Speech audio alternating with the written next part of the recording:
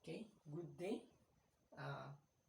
So today we will be try to solve more examples of non-homogeneous second order linear differential equations. Okay, so these times we'll be focusing on combinations. Okay, combinations of those uh, previous videos. Okay, in which it might contains uh, um, sine, okay, sines and cosines,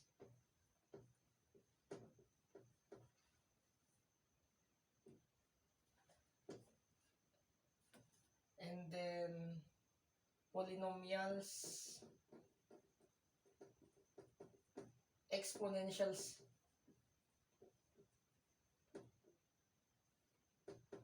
etc. Okay, so let's have, okay, without further ado, we'll go directly to the example. Okay, so let us have an example such as this.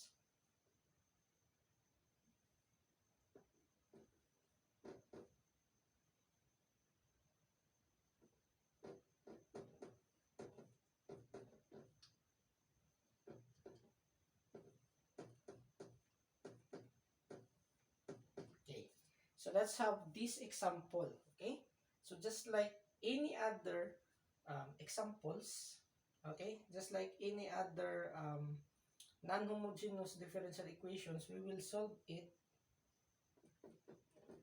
Okay, we will determine or rewrite it in terms of its auxiliary equation. Okay, so in which this will become r squared, your y double prime is r squared, then your y prime will be r, and then those containing y will be just 1.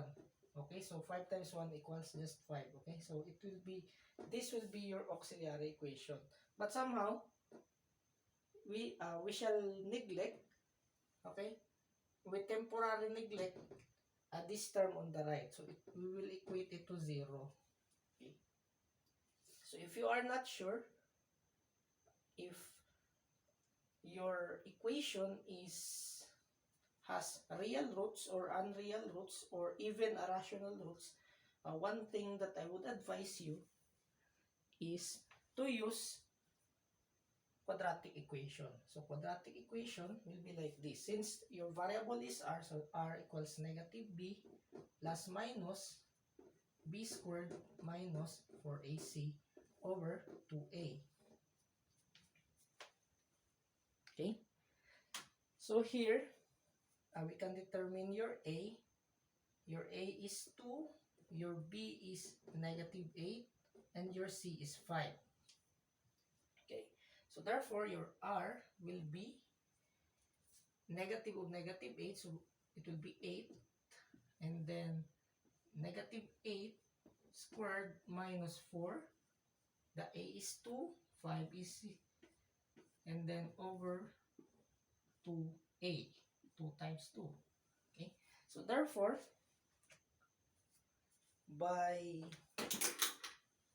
simplification, we got r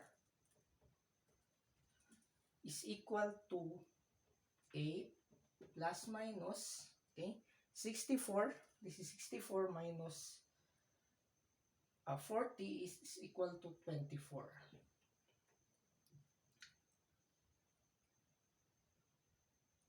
Okay, over 4. Okay, so please remember, okay, so we can simplify this one. Can we simplify? So this is 4, 8 plus 4, so this will be 2, and then we can simplify this one since we can factor out 4, and the square root of 4 is 2. So 24 divided by 4 is 6, and then 4, okay, so since this will become, okay, it will become 6 times 4, so